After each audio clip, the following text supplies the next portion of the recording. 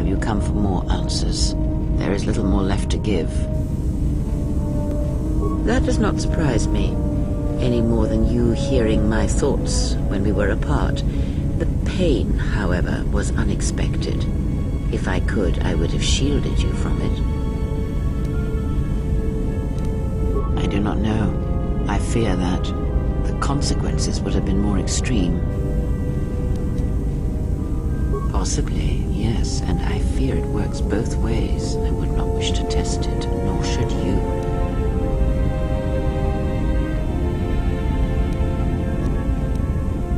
When battle is upon us, I suspect our minds are prepared enough to shield each other from the pain. I think we shall not have a repeat incident of what happened at Veragus. I confess its nature eludes me as well, but the bond is strong, and its roots run deep. It seems the Force flows easily between us. When one of us manipulates the Force to heal or strengthen ourselves, the other is aided as well. A powerful technique indeed, though, as we have noticed, it has its drawbacks. I do not know. The Sith struck more swiftly than I thought, and they will not stop until they have you in their grasp. If you fall, all the galaxy will echo it. It does not matter where we go. It is not the destination that matters. It is the journey. All paths will take us to the end, whatever it may be, and no matter how strongly we fight against it. For now, we are bound for Telos, and that is enough. Ask, and I will answer. Much has happened in the galaxy in your absence, and since the defeat of the Mandalorians at Malachor 5. It is a tale you already know well.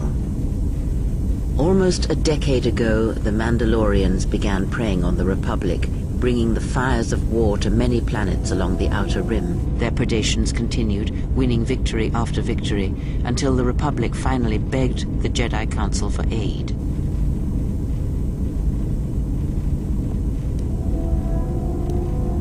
Indeed, the Jedi Council counseled caution and patience to assess the Mandalorian threat as the Outer Rim burned.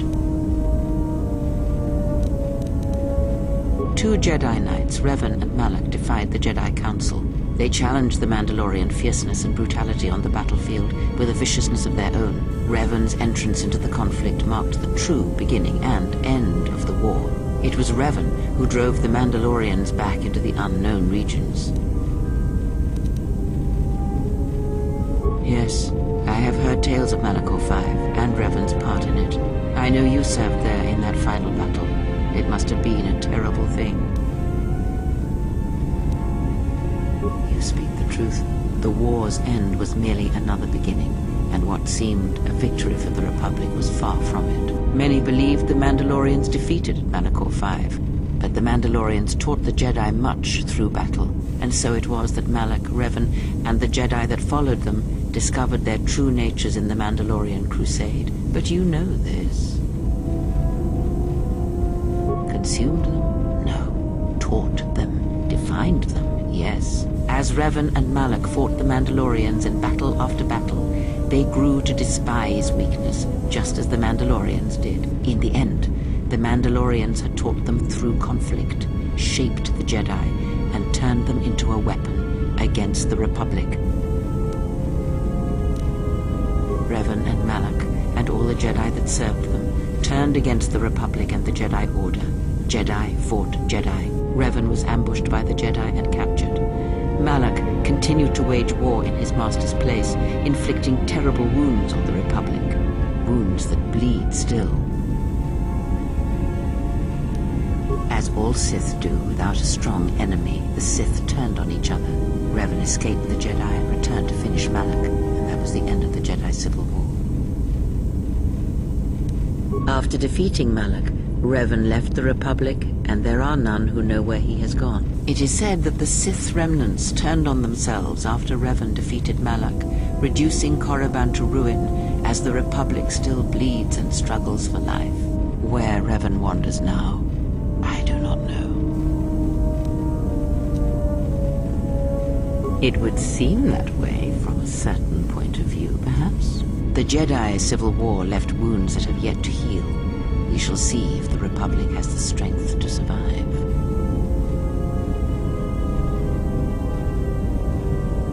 A culture's teachings, and most importantly the nature of its people, achieve definition in conflict.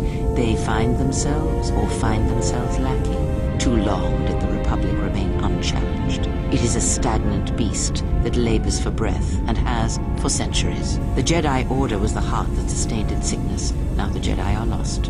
We shall see how long the Republic can survive. We shall see. The Jedi Civil War cost the Republic much. The resources of the Sith seemed limitless. The Republic's was not. Fleets of warships, soldiers, and people were lost. Entire planets were decimated. Their inhabitants dead or refugees. It is a great burden for any civilization to bear. And this new threat, it is a quiet thing. Unlike the Jedi Civil War, it drives at something deeper than the strength of the Republic. It is aimed at you. The Republic was never what was important, ever. It was but a shell that surrounds the Jedi, just as the teachings of the Jedi are a shell surrounding the heart of man. You see, the war, the true war, has never been one waged by droids or warships or soldiers. They are but crude matter, obstacles against which we test ourselves. The true war is waged in the hearts of all living things, against our own natures, light or dark. That is what shapes and binds this galaxy, not these creations of man. You are the battleground, and if you fall, the death of the Republic will be such a quiet thing, a whisper, that shall herald the darkness to come. I would see to that fool in the cockpit, and remind him of our destination. I would not want him attempting to veer from Telos.